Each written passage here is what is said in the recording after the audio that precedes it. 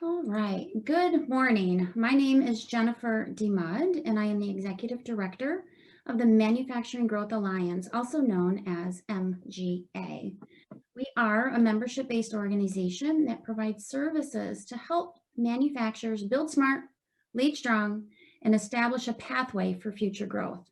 MGA services drive solutions that make manufacturing in Michigan the most competitive and prosperous in the nation. Manufacturers have been asking about culture and how to elevate culture as a priority within their company. Small businesses are navigating issues related to the pandemic and social unrest. Many individuals are deciding to retire early, giving manufacturers a bigger skills gap within their facility. In this conversation, our presenter will share how to leverage communication to change or reinforce culture and navigate the big changes that businesses encounter. Before I introduce our presenter, I have a few housekeeping items to share with you. One, we are recording the conversation today. All participants will be on mute until the close of the conversation. We encourage questions and comments. Please type those questions in the chat box at the bottom of your screen. We'll monitor the questions as they come in, and we'll share the questions, and they will be answered during our conversation today. Now let's introduce our presenter. Cynthia Kay and Company Media Production are experts in communication and all forms of media. They have in-depth experience working with manufacturers as well. Our presenter today is Cynthia Kay. Cynthia and her company have been honored with many awards, including several Tellys, and they were recognized as the Woman-Owned Small Business Supplier of the Year from Siemens in 2018. She has been named one of West Michigan's 50 most influential women 5 times. In addition, Cynthia has authored several books and has been featured on several Cisco Chat events. She has written for the Washington Post, has been featured in Time Magazine, Entrepreneurs Magazine, Ask the Expert, and on NPR. Cynthia has also testified on behalf of the National Small Business Association before the House Committee on Small Business. With that, Cynthia, welcome. Thank you for being here, and feel free to share your screen. Thank you. I am really excited to be with you today. And before I share my screen, I'm going to talk a little bit about culture. It used to be that when we said the word culture, we would think of the symphony, the theater, the ballet, all of those artistic organizations that we looked at as culture. It really wasn't until maybe the last decade or so that when we started talking about culture, we were actually talking about business. Now, I'm going to share sort of a little secret here. I'm going to tell you that discussing culture is probably one of the most challenging things for business organizations. It's tough. It just is. But it's also a place where you can get so creative and you can have an effect on not just one area of the company, but really infuse culture throughout your company so that you get a lot of benefits. And I'm going to share some things today that I think will show you just some of the benefits of it, and also some of the things that maybe you might want to think about as you're looking at trying to infuse culture into your organization. So I love the word cultivate. Because when we talk about cultivating something, we know it's just not going to happen all at once, right? It is going to be that we are going to have to do some work. And frankly, as business people, we know that. We know that we're going to do a lot of work anytime we start to look at any initiative. But when we talk about culture, I love to hear the stories about the coffee bars that people put into their places of work. They have the coffee bar, they have the ice cream Friday, they have all of those sorts of things that, people think about culture. And I'm going to tell you, in my opinion, that is not culture. This is culture. And let me tell you the story behind this photograph. So these are two of my employees. And the reason this is a good example of culture is we do a lot of travel. So we're always on planes going places. And frankly, it can become overwhelming because there might be a week where someone's out traveling 2 or 3 times out of state. And what I have discovered is as we sit in meetings and we start to talk about who's going to take the next trip, you get this reaction. I traveled last week and I'm willing to travel again this week. Or someone will say, gosh, you know what? You've been doing a lot of travel lately. Let me take this one. It's not even like I'm asking someone to volunteer, but the culture is that people care so much about each other that they don't want anybody to get tired. They want to do their fair share. And when I think about culture, that's what that says to me. It's people who are caring about the other people within the organization. And they're not just saying it, they're stepping up and going, I'll take this trip. Or, gee, your kid is sick, don't worry, I'll finish this so you can go home. That to me is evidence of culture.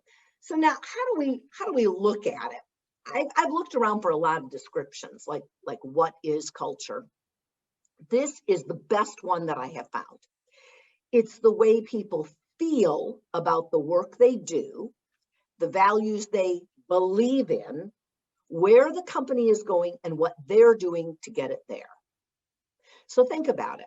What this says is there's a lot of words in there that are about emotion, feel, believe, and then there's action, do.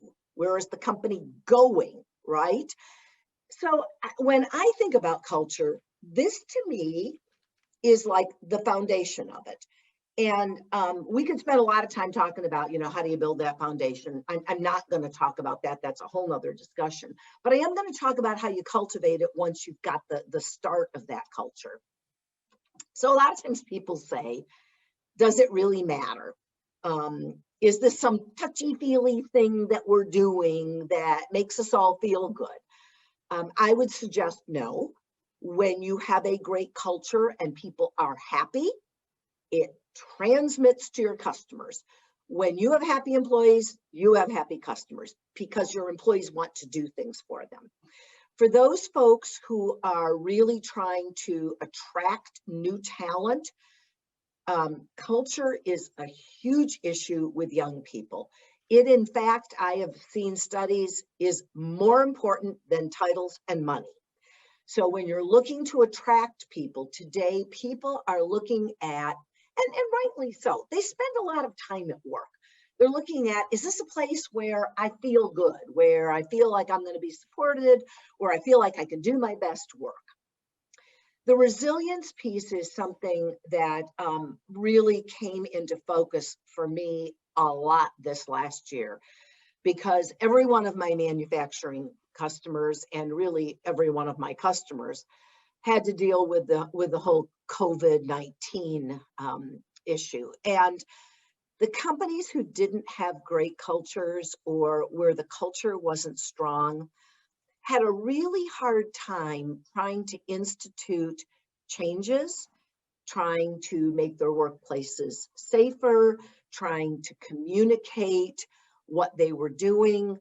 They just weren't as resilient as the companies where there was a great culture. I mean, think about it. I sent my employees home for about 8 weeks. And we're in a creative place where, they're used to collaborating and they're used to walking in a door and tapping someone on the shoulder and saying, will you look at something? My staff was really resilient during this time. They found other ways to reach out and to connect. But resilience is something that matters to businesses during pandemic times, but also just in the day-to-day.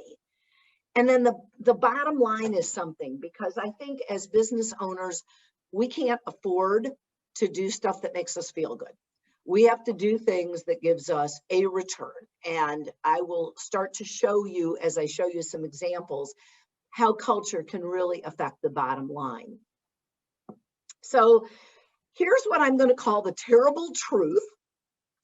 When we talk about culture, most people have a corporate mission and a vision and a values. And I've looked at a lot of them from a lot of different companies. And the truth is, they all kind of say the same thing. There's words like, we're going to be excellent, or we're going to innovate. We believe in honesty and integrity. And these are all wonderful, wonderful values. I'm not saying they're not. But if a company is really good, all of these things like respect and caring, they're in there. So if we all have these sort of same corporate values, well, what is it then that sets us apart if everything looks the same? Well, what sets us apart is, are we able to really orchestrate and communicate what those values are? And when I say orchestrate, I love that word. Some people think about that as, oh, you're making it happen. When I think of it, I think of a symphony orchestra, and everyone is playing together, and there's just such synergy, and everyone, is contributing. That's what orchestrate means to me. It means like everyone gives the very best of what they have. So when we look at orchestrating it, we know that with culture, there are challenges. It's very intangible. It's like, how do you walk into some place and you get this great feel? And why do you get this great feel? Or you get a vibe from employees as you walk on a plant floor. Well, what is it? Can you put your finger on it? Sometimes you can, sometimes you can't. Some of culture is this, we have to get used to being, kind of uncomfortable, but what does it mean? So we've got some questions. So Jennifer, what would someone like to know? Let me stop here. Yeah, so CK, inclusion within an organization is pretty vital. All voices need to be heard at the table. How does inclusion integrate into a company's culture? Is it a challenge? How challenging is it? Or how does leadership intentionally embrace that inclusion to build culture? Well, you just said something really important, which is intentional. And different companies do this in very different ways. I know most of the companies that I work with have a diversity and inclusion policy. Some of them do it by having forums where people can communicate issues that they have or just have discussions. Some of them, have dedicated like resources to showing examples of inclusion, showing success stories of how when you've really worked to bring a lot of people together, the result is better. But I think a lot of companies are struggling, and it's okay to struggle because it's not like we just figure it out and we do it. But I think if it isn't out front, if leaders are not like saying it from the top, and you'll see a slide that says that, then it just doesn't happen. And I'll give you a couple of techniques as we start to kind of get down the road of things that you could incorporate into your communications that show that you value this. And inclusion, I think, has become really difficult, quite frankly, because of number 2 there, which is social issues. I have heard stories of issues on plant floors where people have stopped talking to each other because they can't come to a place where they agree politically. And the truth is, probably we're not going to agree. So how do we deal with the social issues and not let them become, an impediment to people working together? I think that's a big challenge right now. Probably never more so than I have seen in all the years I've worked.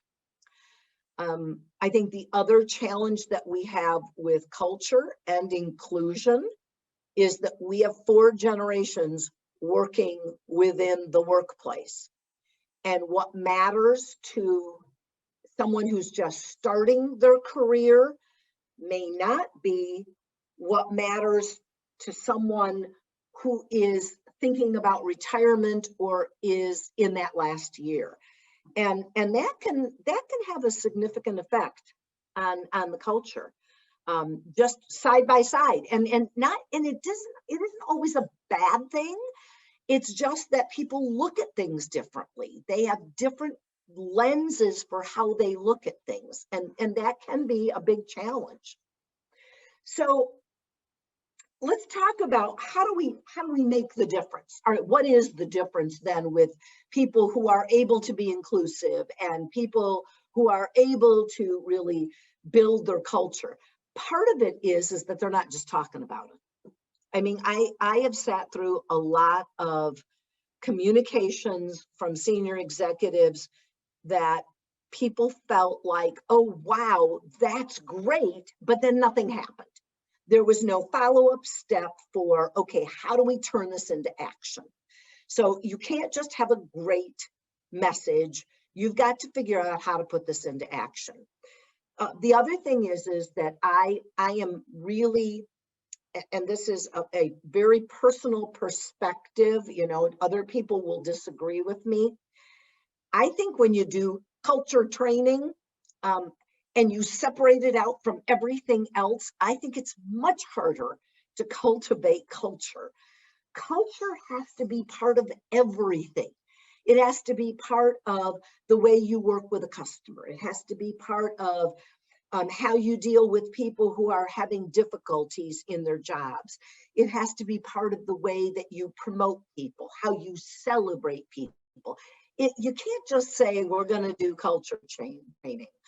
It's got to be something that it's almost like if you think about a smooth glass of a river, and then underneath there's a current. That's where the culture is. It's there. It's underneath all of that. And I think that's what's really important. And then the other difference is that you have to communicate it. I have been in places where the culture is really, I mean, they have a great culture, but they're not sharing it. And so new people who come in don't get it. They don't understand it because no one's communicating it to them. They just know that it seems like a really good place. All right, so if that's the difference, I said this and we've kind of talked already about it. It does start from the top. I think you have to have leaders who are engaged. If a leader doesn't think it's important, then it just isn't important. But that doesn't let other people off the hook. There are influencers in your organizations that you really have to cultivate. And they may not necessarily be the person who's the supervisor, but there's that person who's in a department, in the office, in the shop floor, on the shop floor that people seem to gravitate to. Those are the influencers that you've got to bring in, get them to share their thoughts, use them as a sounding board, and then have them kind of be your voice as you go out to either make changes or really cultivate it. So let's talk, this is really the specifics of it. How do you communicate it? And this is really where it gets down to the brass tacks. All right, so when people talk about culture, it is more than policies and procedures. When you communicate, what you have to really talk about is why the culture matters. Why does it matter that you have this culture? And how do people live this culture? How do they every day kind of be the person that is the representative? And then success stories. And so I think the best way is to show you. So I want to talk to you, and this will kind of go to our discussion from earlier. So Aspen Surgical is a customer of ours. They have been through a number of ownership changes, and they're just a phenomenal company. I mean, they make some of the most amazing things that especially now are just in huge demand because it's surgical supplies and protective equipment and that sort of thing. So obviously they're in the midst of, they're part of a new organization. They need to cement the foundation for those who are there, but they're also looking to recruit. And so we went out and we talked to some of their employees about culture. And I want you to listen to what they said. The medical field, demand is steady. It's going to be constantly needed. Very clean environments. That's something most folks that work here take pride in. Between demand being steady and the products we produce, it's a fantastic career. It really is. I've worked at a lot of different companies in my career. I've worked at a few who I thought there is never a better culture than that company, but I think Aspen is far and away the best company I've worked for from a culture perspective. Just seeing the amount of energy and excitement and passion that everyone brings to work each and every day, whatever role that they're in, is one of the key things that drew me to join the Aspen team and is what makes me so excited to get up every day and come to work. We want to be able to perform at a higher level than we did yesterday. And it's not a cutthroat environment, it's not a competitive environment, it's about how do we raise the water level for the organization, because that's good for our individuals, it's good for our customers, which ultimately circles back around to what we can do and how much fun we can have here. And the folks I work with here are just great. We have fun, we work hard, everyone wants to move fast. We're all moving to a common goal to better serve our customers. I mean, we're making products that save lives and create efficiency and safety in a surgical environment. So I'm proud of that, both the folks I work with and the products we produce. It's something to be proud of, to be part of a team that we just all go in the same direction and works well, cares for one another, cares for the customer. Aspen has this DNA that we don't accept status quo. We constantly, in all aspects, all facets of our organization, we reach for the stars. We know that there's a universe, there's a spectrum out there we can get to, and we constantly move and try to get to that state. The sky is absolutely the limit.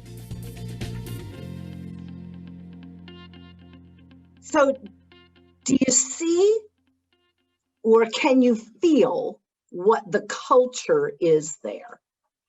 Can you get a sense of how excited people are to be there, what they see as the possibilities, not just for the company, but for themselves? When someone says, we move fast and all right, all of those things are engaging for people. And those are the things that people are going to be attracted to. So this is something that they're using for getting people to work with the company. Now, the other thing that I would want you to look at is in the next example is one where it's not about the company, it's about what people do outside of the company. So let's look at this one. Get your targets, guys. The Caring Hands Foundation sponsors community involvement events, and the Special Olympics Georgia was one of those for the state games for the summer, 2004. I volunteered for a 4-hour segment to go down and do whatever they needed me to do, and from there it just blossomed. Special Olympics Forsyth went from about 13 athletes competing in state level games to what we know now is over 160. It's more than just the sport. It's about the family. It's about the relationship. It's setting goals. Some of the athletes that I've coached that started maybe 11 and 12 years old are now 22 and 23 and 24 years old that have led to things like obtaining employment, working in jobs, obtaining driver's license, the things we take for granted. He helps us when we're at our lowest, and he supports us when we need him. He's awesome. He's my buddy. I look up to him. He's a very dedicated person, and even though he doesn't have a child with disabilities, he devotes his time to the community and to children and adults with disabilities. He has a genuine fondness for these players, and they will go to bat for him every time. When I first started Special Olympics, I was so shy I wasn't talking to no one. He's the best coach I ever had, and I love him as a second dad, and if I never met Coach Wayne, I wouldn't have a softball coach like him. I love him so much. He's my hero. People have characterized Wayne as like their second dad because his involvement and engagement and his personal commitment to them. People see him and his engagement and the joy that he gets out of it, and they want some of that too, and so they also volunteer to be in those events. In January, Special Olympics Georgia, they award a state coach of the year.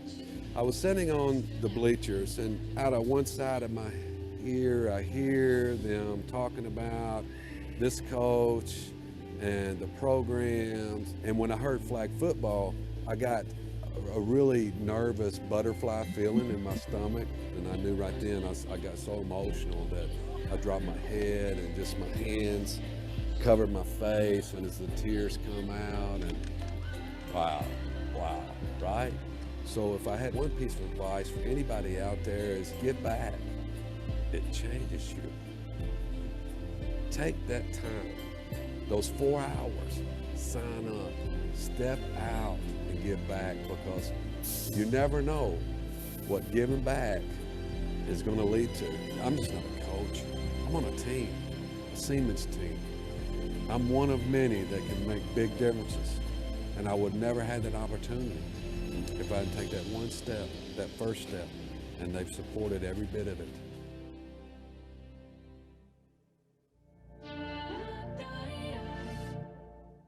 So that's an example of something that it's the culture, but it doesn't have anything to do with the workplace. But what we understand is that when you really want to build culture, some relationships can be built at work. Some relationships that become very deep are because people have done things outside of the company together. So a lot of companies, if you're trying to cultivate culture, they offer opportunities for people to volunteer together. They give them time, those 4 hours that Wayne talked about.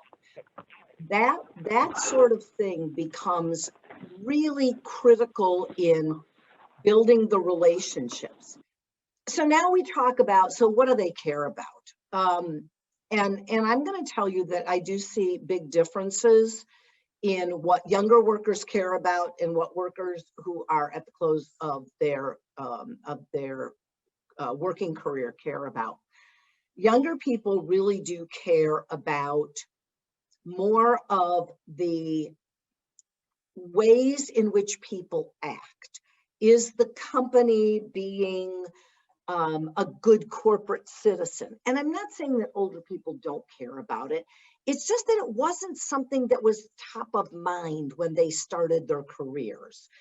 And so I want you to think about and really ask employees. A lot of companies, before they start initiatives, they ask employees, what do you care about this year?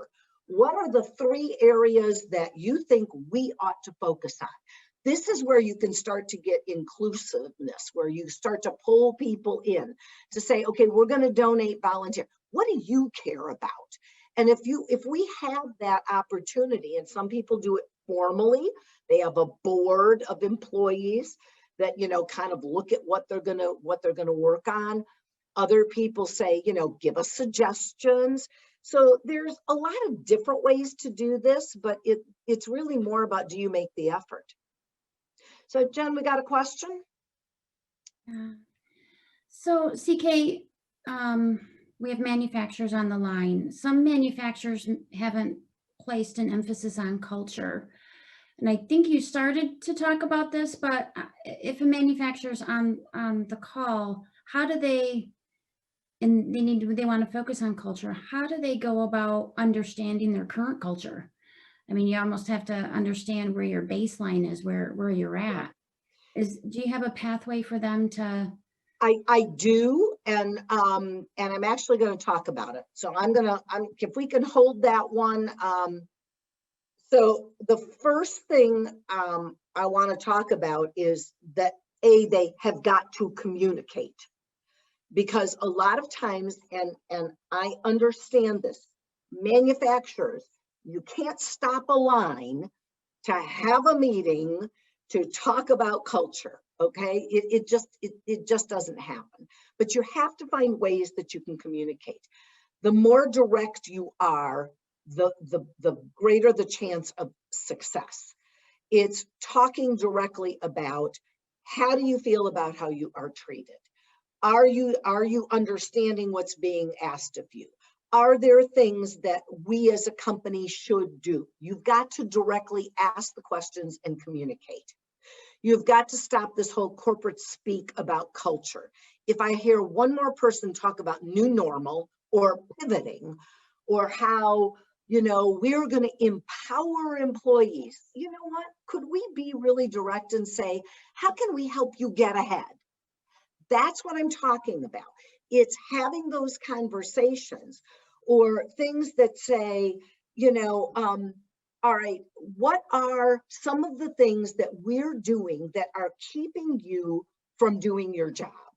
And people will talk to you about this, but what I find is most people don't ask the questions. And then the other thing is that the communication has to be frequently. It isn't just once a year at an employee meeting, because if you do that, you are not going to get the kind of engagement that you really want. So this is where the how you start to that question. I think companies need to have a very intentional plan of executive messages. And I don't care how you do it. My preference is always, I'm going to be honest with you, video, because a lot of people don't read. And some people will, if they're looking at their device, they're not going to read something on a device, but they will watch a 2-minute video of an executive saying, these are the things we're working on. Here's how you fit into this plan. Those executive messages, I mean, they need to be quarterly. I think that's really important. I believe in town halls. I'm working with some folks right now where we are doing some town halls, and the executives are communicating, but then they're opening it up and doing a town hall. And they are not doing what a lot of people do, which is filter the questions. They are letting employees actually ask questions. Sometimes that means they get questions that they don't like. But there's where, if you're prepared and you understand how to communicate, and you've done some training for how to do that, you can take a question that you think is a negative, and it can be a way to build that culture in a way that you can't even imagine. I also like the idea of what I call news flashes. So when someone does something really good, you do a news flash to people. There are places that I know that they ring a bell and they celebrate, on the shop floor. Or they send out a quick social media blast to employees saying, hey, so-and-so, did such an awesome job today helping customer do X. All of that stuff builds culture. You think it's not important, but for an employee that's being recognized, that is huge. There is training. I like to call it communication training as opposed to culture training, where you train employees to be better communicators because that builds culture.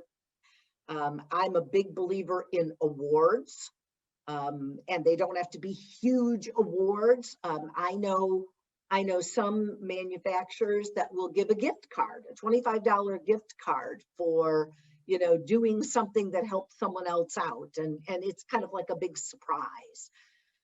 Employee activities are always good. Employee activities can be for the greater community. They can be for a specific charity. It can be volunteering at an event. It can be anything. And I'm going to show you a couple of examples that I think are good examples of culture building for that. And then, of course, recruitment is a really great place. And here's how you really build culture. You ask your employees, like Aspen did, to talk about why they love their job. Okay, what are you doing? The most important thing is people are hearing not from management, they're hearing from actual people who work there. They will trust that more. Now, how does the employee feel when they've been asked to contribute?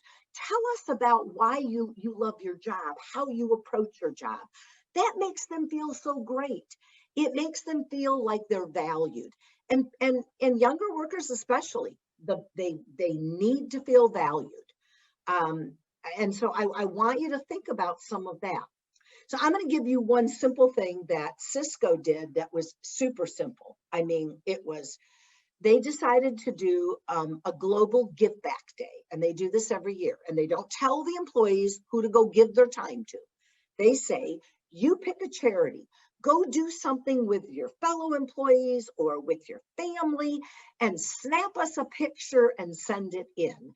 And then they celebrate it. And I mean, it was just, so here's what we did is we gathered all of that stuff and we actually put it all together for them. And this was sort of their celebration of the Global Give Back Day.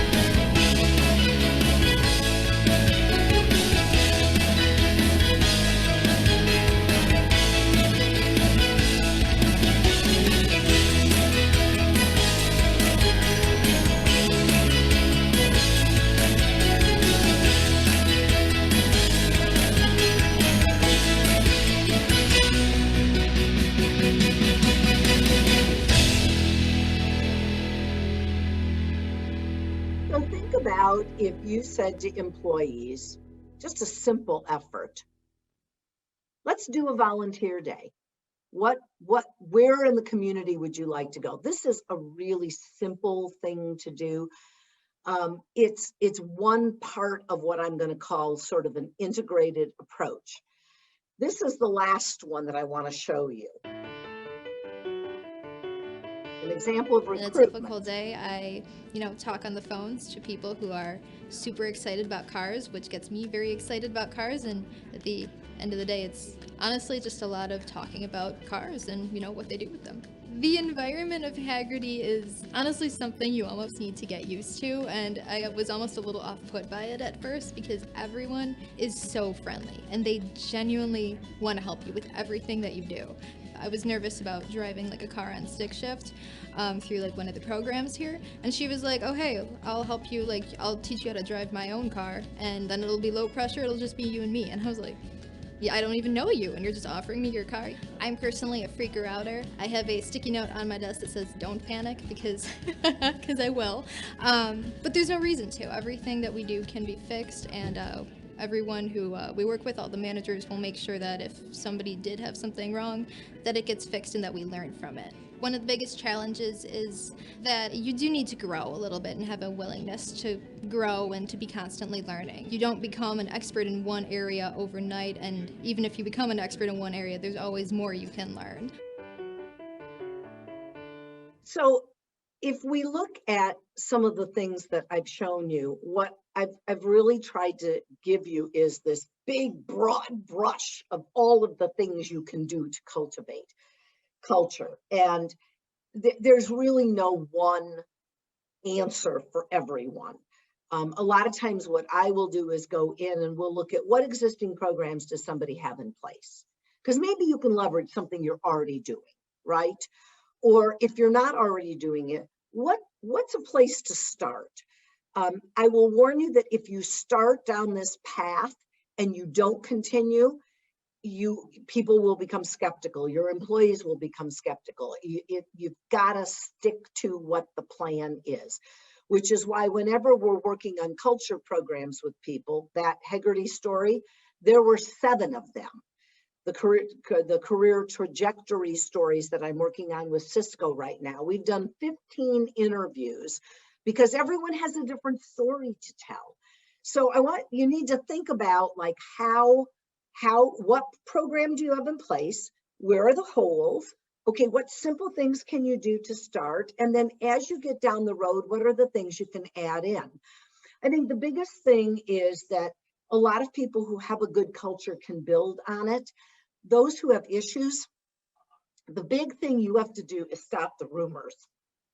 Because what happens is people start, if you're not communicating about the culture, about things that are happening, people will make stuff up. So when it comes to change, I got 3 really simple things. Stop rumors, be honest with them, excuse me, tell them business isn't good, you have to work overtime, we're going to be doing this, we're restructuring, employees need to know things. That honesty is a critical piece of the culture. And then get specific about what it is that you are going to be doing. Don't leave employees hanging when we start to talk about changes that are going to be made. Tell them specifically, or tell them you don't know what changes are going to be made, but that you are going to keep them informed. So I guess when it comes to culture, you need to think about what is the culture you have currently, okay? Do you need to change it? Do you just need to cultivate it? How can you orchestrate it? What are some of the things that are simple things that you can infuse into either an existing meeting, or maybe creating an advisory board, or maybe infusing some activities? You've got to communicate what it is you're doing and why you're doing it and why it matters. And I think when you do those things, then I think employees are more willing to participate, but think of it as baby steps. You don't have to do the big programs that some of the larger companies are doing. You don't need to do that. You can do some simple things that really make a difference. And so I guess I'd like to open it up and see if there are some questions that people have about their own specific situations, because I'm talking broadly and generally about these things. So anybody got a question? While our participants unmute so that they can ask questions if they have any. Yeah, absolutely.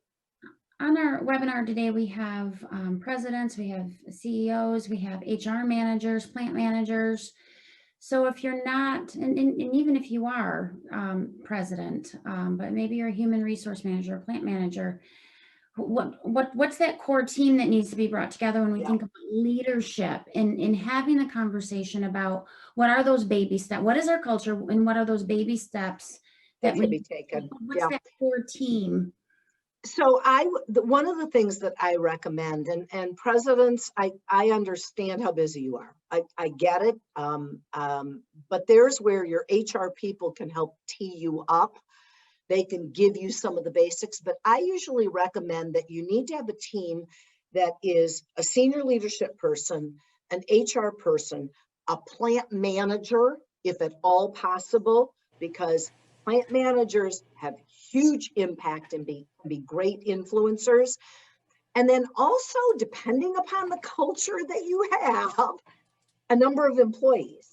And I always recommend doing kind of, I'm going to call it a fact-finding kind of a meeting. And it's a general, kickoff where you talk about what are the issues that we have, what are the things we're doing well, and then you take the findings from that, and there's where you start to structure a program. It's like anything else. You wouldn't go build something without having a team of designers, developers, engineers, you'd put all those people together. Well, communications is the same thing. You need people from different disciplines because they're going to be bringing different things to the table.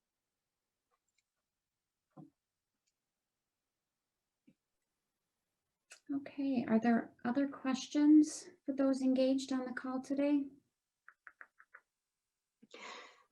I guess the one thing I would say is I want to commend folks for actually taking the time to do something like this. And let me tell you why, because I think we spend a lot of time talking about our manufacturing processes, and we talk about, Industry 4.0, and we talk about all the things that you have to do.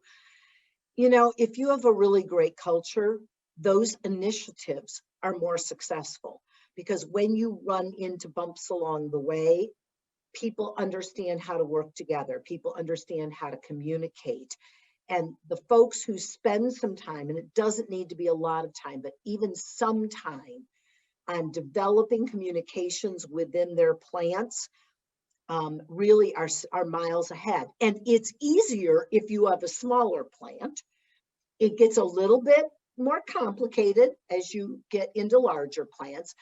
But I will tell you, years ago, I worked with Herman Miller, and we had a program that we did where every single employee every month was a part of a meeting. And there was a very definite plan that we put together, and they did it for 25 years. They've now kind of dispersed it into more of social media stuff. But that plan worked, and it worked, and employees were actually talking about and giving them ideas for things that should be talked about. That to me is a really great program, is when employees are so engaged that they want to tell you about the things that they're doing and they want you to feature them. Also, CK, in some previous conversations that I've had with manufacturers, the attracting of talent by your own team, when you have a strong culture of caring and giving and inclusivity, sense of purpose, they want to say, hey, Sally, hey, George, we have some openings. You've got to work here. This is fantastic. So I think too, one of the benefits, and you mentioned it a little bit, is that that talent piece.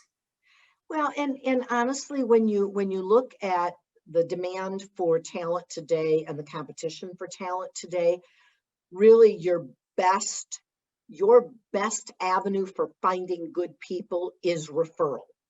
And those people who are your recruiters, if you can capture them and you can leverage that across social media like Aspen is doing or like Haggerty is doing, those things have worked really well for them. So you might want to think about, maybe that's the area you focus on first, is how do you capture the culture so that you can recruit more people? That might be a really good basic place to start. And then you can get into some of the things about like global give back days and, other kinds of things that are nice to have, but maybe not need to have. And honestly, I know Jennifer will make this offer, but we routinely will jump on a call for a half an hour with someone to say, what is it you're doing? What are some of the issues that you have? Let's talk in depth about what are some of the steps you can take. I'm happy to do that for anybody who managed to last this whole hour with me, and would just be happy to talk about what your challenges are.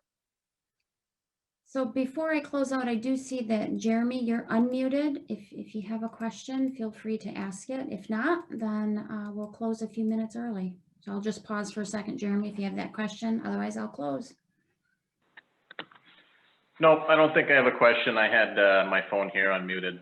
Sorry. I'm good though. Thank you. Very good conversation. Thank you very much. Okay, thanks. I've been watching who unmutes. So Adrian, I see you're unmuted. Do you have a question? No, I'm gonna, nope. Okay. All right. So thank you so much, Cynthia. My pleasure. Yep. We appreciate you spending the time with us.